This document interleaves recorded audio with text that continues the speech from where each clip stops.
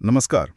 आज हम हाल ही में जो ईरान, इजराइल और अमेरिका के बीच तनाव एकदम से तेज हो गया है, उस पूरे घटनाक्रम पर गहराई से नजर डाल रहे हैं। हाँ, बिल्कुल। हमारे पास कई स्रोत हैं इस पर, रिपोर्टें हैं, विश्लेषण हैं, और हमारा मकसद है कि इन तेजी से बदलती घटनाओं के जो सबसे अहम पहलू हैं, उनको समझें, उनके मतलब को समझें। सही। तो चलिए शुरू करते हैं। हाँ। तो कहानी शुरू होती है, जहां तक हमारे स्रोत बताते हैं, 21-22 जून 2025 को अमेरिका और इजराइल ने मिलकर ईरान के कुछ खास परमाणु ठिकानों पर हवाई हमले किए। हाँ।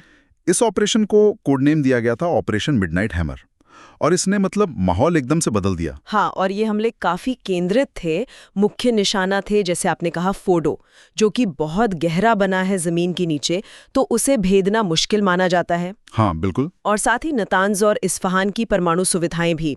स्रोतों का तो ये भी कहना है कि इसमें बंकर बस्टर बम इस्तेमाल हुए। अच्छा, बंकर बस्टर। हाँ, जो गहरे जड़कालों को नष्ट करने के लिए होते हैं, और क्रूज मिसाइलें भी। लेकिन देखिए, सबसे अहम बात शायद ये है कि ये पहली बार हुआ है कि अमेरिका ने सीधे ईरानी जमीन पर हमला किया। हाँ, ये बहुत बड़ा कदम है। बहुत बड़ा। और अमेरिकी राष्ट्रपति ट्रंप ने इसे ईरान का जो परमाणु कार्यक्रम बढ़ रहा है, उसे रोकने के लिए एक जरूरी और सफल रणनीतिक कार्रवाई बताया है। जाहिर है, इतने बड़े हमले के बाद ईरान चुप तो नहीं बैठने वाला था। हाँ। तो उनकी तरफ से क्या हुआ, क्या प्रतिक्रिया आई? प्रतिक्रिया बिल्कुल तेज थी, लगभग तुरंत।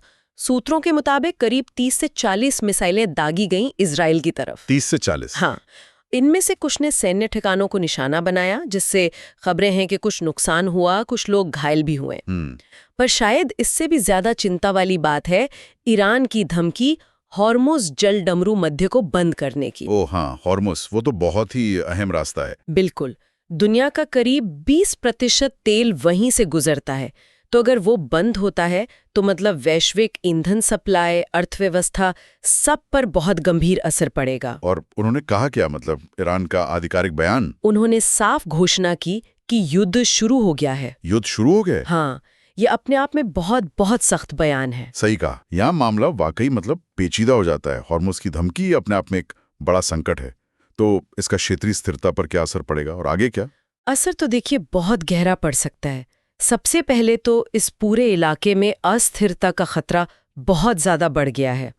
तेल शिपिंग में रुकावट का डर है, कीमतें बढ़ सकती हैं, सप्लाई चेन टूट सकती है, और इससे भी बढ़कर डर ये है कि ये कहीं एक ज्यादा बड़े विनाशकारी संघर्ष में न बदल जाए पूरे मध्य पूर्व में। हाँ, क्योंकि अब अमेरिका सीधे तौर पे शामिल है। बिल्कुल। पहले वो प्रॉक्सी के जरिए या सहयोगियों के जरिए काम करते थे ज्यादातर, अब सीधा हस्तक्षेप है। ये स्थिति को और भी विस्फोटक बनाता है। हमारे स्रोत ये भी बता रहे हैं कि आसपास के देश भी हाई अलर्ट पर हैं। जाहिर है, सबकी नजरें वहीं होंगी। तो अंतर्राष्ट्रीय स्तर पर क्या रिएक्शन आए? क्या किसी ने इसे रोकने की या कम करने की कोशिश की? हाँ, कोशिशें तो हुई हैं, चिंता जताई गई है। संयुक्त राष्ट्र यानी यूएन और खासकर यूएन सिक्योरिटी काउंसिल ने तुरंत बैठकें की। अच्छा। आईएए, जो ईरान के परमाणु कार्यक्रम पर नजर रखती है, अंतर्राष्ट्रीय परमाणु ऊर्जा एजेंसी, उसने भी गहरी चिंता जताई है। और बड़े देशों ने, जैसे रूस, चीन, यूरोप? हाँ, ब्रिटेन, यूरोपीय संघ, चीन, रूस, सबने दोनों पक्षों से संयम बरतने को कहा है, तनाव कम करने की अपील की है। आईएए ने एक अहम बात ये भी कही है कि जिन ठिकानों पर हमला हुआ, वहां से फिलहाल किसी बड़े रेडिएशन लीक के संकेत नहीं मिले हैं। ये थोड़ी राहत की बात है। थोड़ी राहत, हाँ। लेकिन इन अपीलों के बीच जमीनी हकीकत क्या लग रही है? क्या डिप्लोमेसी, मतलब बातचीत के लिए कोई गुंजाइश बची है? ये इस वक्त का सबसे बड़ा सवाल है शायद। अमरीकी अधिकारियों का कहना है, जैसा स्रोत बता रहे हैं, कि उनका मकसद परमाणु ढांचे को नुकसान पहुंचाना था, सत्ता बदलना नहीं। अच्छा। और वो कह रहे हैं कि वो अभी भी कूटनीति के लिए तैयार है, शायद कुछ शर्तों के साथ, पर तैयार है। लेकिन ईरान? ईरान ने बिल्कुल मना कर दिया है। उन्होंने कहा है कि हमले के बाद कूटनीति का रास्ता बंद है, बातचीत का सवाल ही नहीं उठता। ओहो, तो मतलब एक तरह का डेडलॉक है। हाँ, बिल्कुल। अभी स्थिति ये है कि दोनों पक्ष सैन्य रूप से तैयार बैठे हैं और अगले कदम के लिए एक दूसरे के इशारों का और शायद अंतर्राष्ट्रीय दबाव का इंतजार कर रहे हैं। माहौल बहुत ही ज्यादा तनावपूर्ण है। तो अगर हम इन सारी जानकारियों को एक साथ रखें जो हमारे स्रोतों से मिली है, तो मुख्य बातें क्या निकलती हैं? एक तो अमेरिका का पहली बार सीधा सैन्य दखल। हाँ। दूसरा, ईरान की तेज जवाबी कार्रवाई और हॉर्मुज़ की धमकी, जो बहुत खतरनाक है। सही। तीसरा, पूरे मध्य पूर्व में तनाव का एकदम बढ़ जाना। चौथा, अंतर्राष्ट्रीय समुदाय की चिंताएं और संयम की अपीलें, जिनका असर अभी सीमित दिख रहा है। और पांचवा, कूटनीति का रास्ता जो फिलहाल लगभग बंद नजर आ रहा है।